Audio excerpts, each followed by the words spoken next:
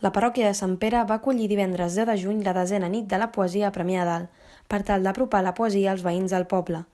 L'acte va començar amb la presentació del grup P de Poesia, el grup literari de poetes que recentment ha complert els 10 anys des de la seva creació. Tot seguit, el mossèn Josep Colomer va dedicar unes paraules d'agraïment per a tots els assistents. La vetllada va consistir en la lectura de poemes dels autors Rosa Vilanova, Jaume Busquet i en Marcel Riera, resident a Premià de Dalt i amb una llarga trajectòria literària, que va opinar sobre l'acte a Premià Mèdia.